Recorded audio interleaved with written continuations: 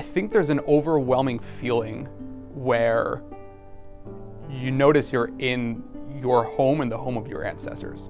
You can go to Jamestown or you can go to DC and feel like this is our country, this is our history. It's still only 200, 300, 400 years old tops, depending on where you are.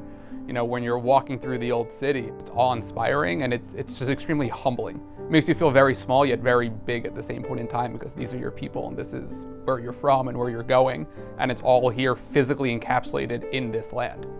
So I got involved in AJC through friends who were involved in the organization. And so my friends were saying, you gotta get involved in AJC, you'll love it. And I kept on saying, nah, that's your organization. I have my own things going on, work, other organizations, maybe one day. And I kept on kicking the can down the road.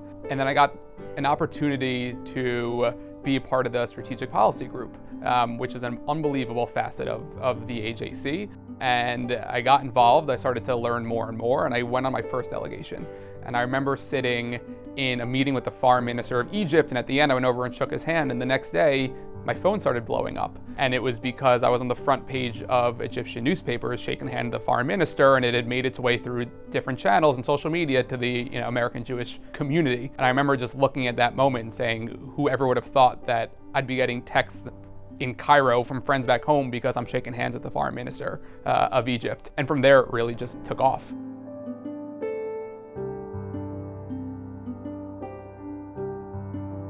So Access is the Young Professionals Division of the American Jewish Committee. It's for young professionals between the ages of 22 to 40, and it serves many, many purposes and priorities. Where I've been extremely fortunate with the AJC and Access is we have really amazing lay leaders for whom we can look up to, who put their money where their mouth is, right?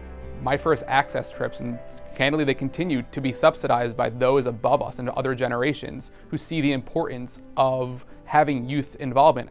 I appreciate all that the other generations are financially doing above us, but we need to do our part as well.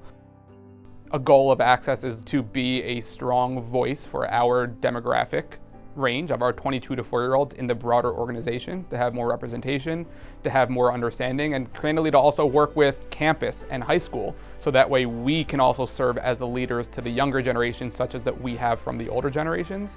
But I can tell you that wherever the forefront is of Jewish engagement, wherever that may be, Access will be there.